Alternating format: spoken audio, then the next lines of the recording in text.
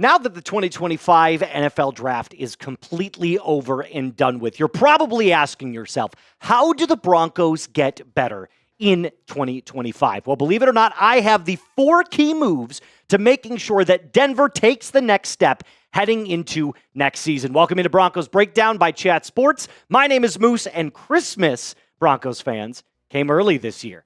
That's right, we are playing the Kansas City Chiefs on Christmas night on Thursday Night Football on Amazon Prime. And you know exactly where I'm going to be, right here in studio, broadcasting that game just for you. So if for no other reason than to watch us break down all different Broncos games, all 17 of them, make sure you hit subscribe, like the video, and share this with a Broncos friend.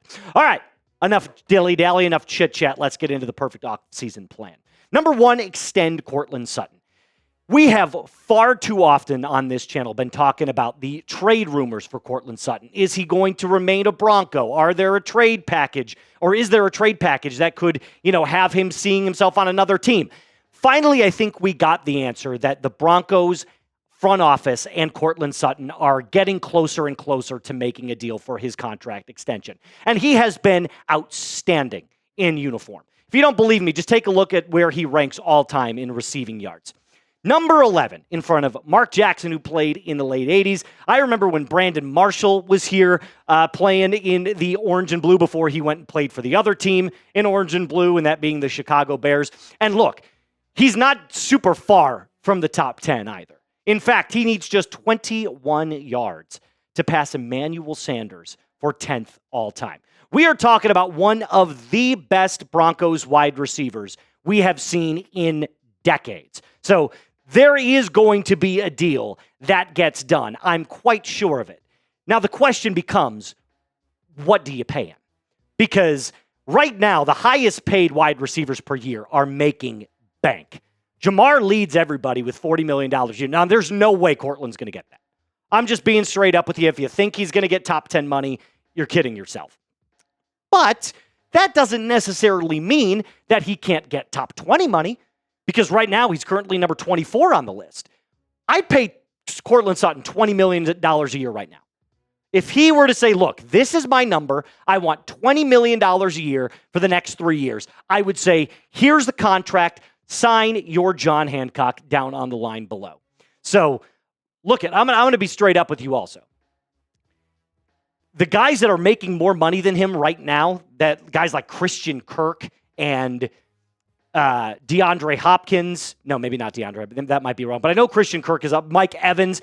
I feel like he's on the same level as these guys. So $20 million a year, maybe slightly north, is the ballpark that you're going to be in for Courtland Sutton. And like I said, on the dotted line, $20 million a year right this second.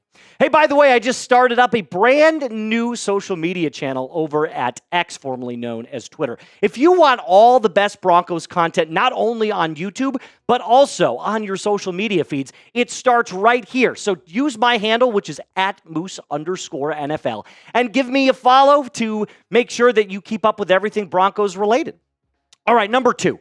This is where we start to get into a little bit more football talk, something that I'm very, very excited about. Adopting the Eagles' blueprint, not on offense because you don't have Saquon Barkley.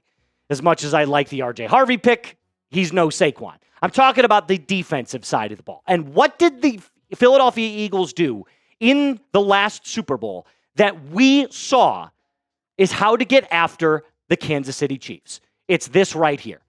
It's rushing 4 and dropping 7 in coverage. But notice what Josh Sweat is doing. They have moved both of their edges to the outside. So really, they only have 2 interior defensive linemen that are crashing inside.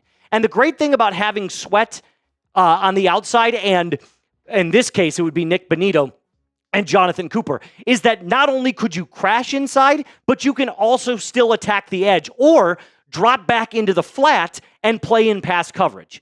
This is Vic Fangio's baby, the defensive coordinator from the Philadelphia Eagles. This is how you get after the Chiefs and how you beat them. And if you just keep taking a look at kind of the setup, notice Zach Bond, who's playing that middle linebacker position, he'll play a spy because in the event that Patrick Mahomes finds a gap between the A gap and the B gap, All he has to do is take off upfield, and he'll get a 10-yard scramble every single time. But if you keep Bond as a spy in the middle of the field, he's not going anywhere. And if you trust your pass rush enough to get after a guy like Patrick Mahomes to where you only have to rush 4 and you can then drop the other 7 in coverage, you are going to make his life a living hell. And that is exactly what you have to do. So the perfect plan, at least on the defensive side of the ball right now, is to split Benito and Cooper on the outside, on the edges, and then drop 7 in coverage. Trust your no-fly zone. Trust Pat Surtain. Trust Jahdae Barron. Trust Talanoa Hufanga. This is going to be an excellent year for the Broncos defense yet again, and it starts by making sure that you get after the best quarterbacks in the league, because if they have time to throw, no matter how many guys you drop back in coverage, they're going to pick you apart. Which leads me into my next question for you. Will the Broncos lead the NFL in sacks again in 2025?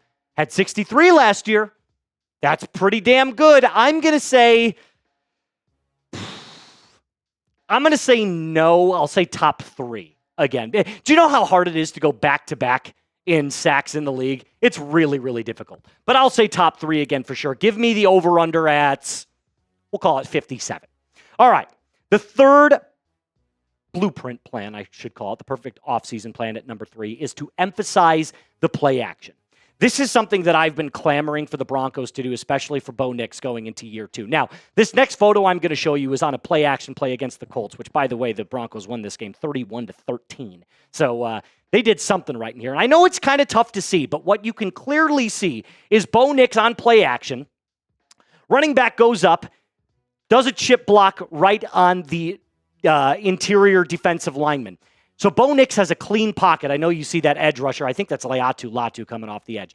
But now Bo has not only a flood route over the middle of the field, but he's got a wheel route going up the sideline. And this is where the play action comes into play. A strong run game is crucial for your team's play action. Who is the best play action team last year in the NFL? The Detroit Lions. Who had the best record in the NFL last year? It was the Detroit Lions. Well, one of them. There was a lot of teams that, ended up right around that 15 win mark. But when you have a weak run game, the defense will not bite on play action. And I think we saw that last year for the Broncos, because when you don't have a running back that poses any threat to find a hole and exploit it, you get more shotgun packages because you have to get the ball out quick, and you need to give your quarterback more time to sit back and make the correct read. And that's what leads to statistics that look like this. This was week 2. Now, this was one of Bo's worst games. This is not good. And notice something here.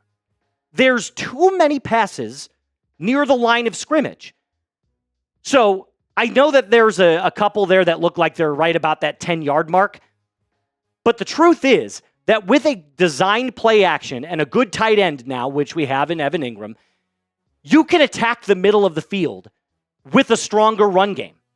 The defenses will bite. They'll play back on their heels. And then you can either throw it out into the flat to whatever tight end option, whatever security blanket you have, or you can throw it deep to a bevy of wide receivers that we have. And I know, starting with Courtland Sutton, we can attack the middle of the field and even stretch the field 20-plus yards down. And last year, Bo was great. This was an excellent rookie season. An excellent year. And this is with the rookie jitters, right? This is with the first 5 games really understanding the speed of the NFL game. I not only think Bo Nix is going to take the next step and no sophomore slump, but I think you have a legitimate shot of contending this year for a Super Bowl. And I firmly believe that. Now, before we get into my last perfect offseason plan at number 4, make sure you support our first-round draft pick in 2025, Mr. Jahdae Barron. Here's what I did. I took this link right here for Fanatics. I put it in the comments and description of today's video. All you have to do is use that link and start shopping for the best Broncos gear on the internet today. You can get a Bo Nix jersey. You can get a Jade Barron jersey. Once the RJ Harvey and Pat Bryant jerseys come in, we'll have those ready for you to shop as well. But use this link right here, like I said, in the comments and description of today's video. The last one, kind of playing off of number 3. Unlock RJ Harvey. Now, currently, he's number 2 on the RB depth chart. That does not mean he's going to stay there. Remember, he's only been in, a Broncos helmet and a Broncos practice warm-up jersey for 3 days. He still hasn't gone through OTAs. Give it time to take over the RB1 spot. And that could definitely mean by week 1, he's already climbed up the depth chart. But right now, I think he's sitting comfortably at RB2 with the expectation that he'll take over as the lead back. And again, I'll say it until I'm blue in the face. Harvey is a great player. If Ashton Genty is number 1, Harvey is 1A or 1B. And the one question that anybody has been asking, and everybody has been asking, is can he be a dual threat running back? Yes, he can. I realize there's questions about his size. He's not very tall. He's only 5'8". I realize there's questions about his hands. Relax. He will be able to turn himself into a Alvin Kamara, Darren Sproles type player in the receiving game. Not to mention his already fantastic ability to run the football. And I know everybody says, well, how was he in college at receiving? These aren't too bad. I wouldn't say they're great numbers. These aren't elite numbers. But this shows me that when he makes his way into the middle of the field, when he gets that ball in his hand, he's making plays happen. In 2023 and 2024, averaged over 12 and a half yards per reception in both of those years. And in 2024, it was over 13. Plus, in rookie camp, it was reported he got great pass reps in minicamp. And Sean Payton had glowing things to say about Harvey. So I think if you can already take what he does well, which is that patience, that shiftiness when he gets the ball in his hand, when he takes that handoff, and you can combine it with the Alvin Kamara soft hands in the passing game, you are looking at a potential Pro Bowl caliber running back. And I firmly believe that. Just to end you, before we have our last little ending of the video, I'll call it. Another game was leaked. The Broncos are going international on October 12th. They're going to be taking off against the New York Jets in London, in Tottenham Stadium. How was that, Mr. Collins? Was that a pretty good one? Nah, he didn't like that at all. I could tell. But I'll be there for that game as well. Not in London, but here at the Chat Sports Studios, making sure that you get the very best from every single Broncos game. All right, that's going to do it for us on today's episode. Hey, reminder, our very first live show going live today at 4 o'clock p.m. Central Time, which is 3 p.m. Mountain Time. So make sure that if you want to check out my very first live show here on the Broncos Breakdown, that you like the video, subscribe, and turn on those notifications. My name is Moose. Until next time, be cool.